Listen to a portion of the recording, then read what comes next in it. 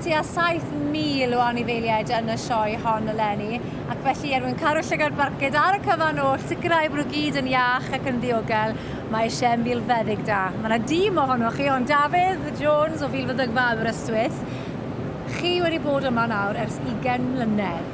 Am wasanaeth! Diolch am ysgoffa fi, Meinydd. Do, 20 mlynedd leni. Am wasanaeth arbennig le. Ond wedi bod yn 20 mlynedd cyffroes? Ydy, Lot o waith, mae'n siŵr. Cofiadwy. Mae bob sioe i'w atgofion, dydy. Ond dwi'n lwcus iawn, bod yn dweud, 20 mlynedd. Mae'r tîm, mae'n ei dîm ohona ni. Mae'r tîm yn newid dros y blynyddoedd fel mae pobl yn ymddeol.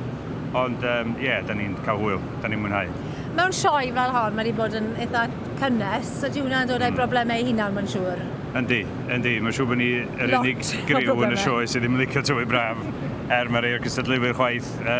Mae'n oes straen ar yr anifeiliaid yn amlwg, ond da ni'n trio'n gorau i wneud pethau i hwyluso ac i osgoi y gres mwyaf eithafol, ond mae'n anodd osgoi hefyd, ynddo. A da ni'n yma wan yn y siadefaid, mae'r fans yn mynd, felly mae'r sioe wedi gwario dros y blynyddoedd i wella pethau. Mae'n ei wastad fwy i'r dyfodol, a fydda ni'n edrych ar beth yn ei wneud i hwyluso pethau. Mae hafa poeth yn mynd yn beth cyffredin, dydy. Ond mae e'n hyfryd braf mewn un ar hyn o bryd, a fi'n cofio pan oedd y gres yn llethol bod pobl yn dieddol o dynnu at y sied, achos bod hi'n well fan hyn ac oedd i tu allan. Oedd, na ti. A mae hwnna'n arwydd da. A rwan ydy, mae'n ganol prawn rwan ydy'r adeg gweitha. A fel da ni yma, mae'n gyfforddus. Ydy. Felly mae pethau felly wedi helpu'n arw, ond yn amlwg mae rhaid mynd allan o'r sied i gystadlu, a ar adeg yna, da ni'n wyliadwrus iawn ac yn trio cadw golwg bod anifeiliaid yn iawn. Oedd ffliw cyffyle yn broblem eleni, oedd pobl yn poeni'n ofnadw am hynny, ond fel sioe, mae hwnna wedi mynd yn esmwyth iawn? Esmwyth iawn, a chwarae teg y sioe a criw o wirfoddolwyr sydd wedi helpu. Mae'n i stiwdant o Brifysgol Aberystwyth wedi bod yn helpu checio'r passports. Ond mae wedi mynd yn llefn iawn, a da ni falch iawn o hynny.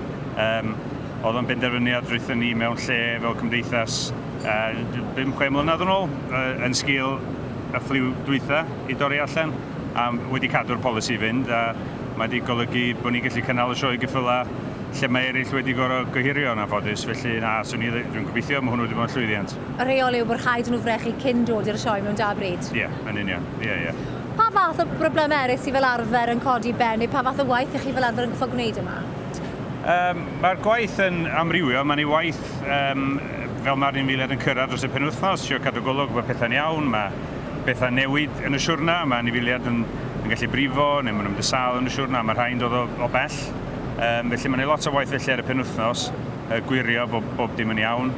A wedyn, fel sonis di, mae'n ddim yn bell o 7,000 anifeiliaid yma, mae rhywbeth yn mynd i fynd y sal, neu'n gloff, felly mae'n ei rhywbeth wastad.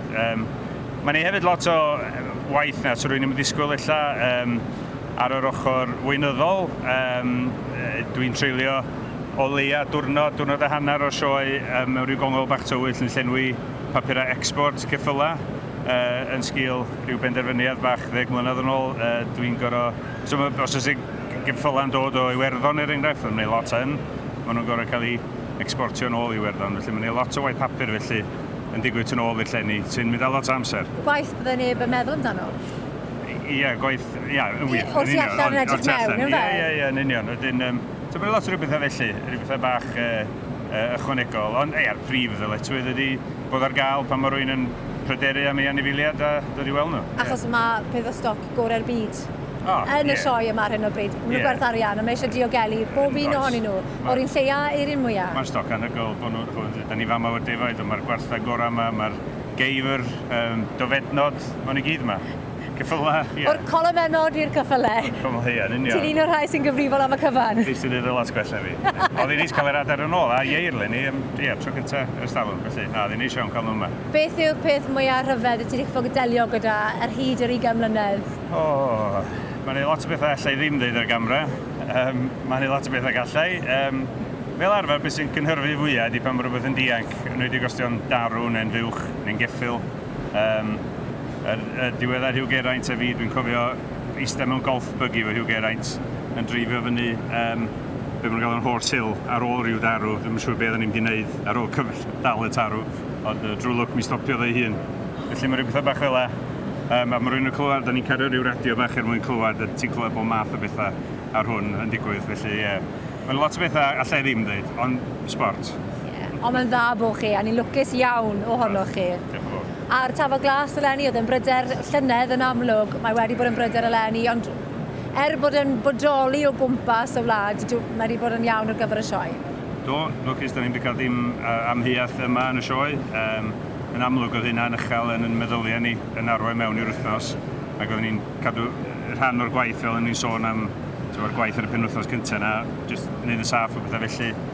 Ddim yn mynd i fod yn broblem, a dydy o ddim wedi bod. Ond mae o gwmpas, a mae'n ni gadarnhad o'n afoet yn y wlad yn y dyddiad dwytha, felly mae eisiau bod yn wyliadwrus.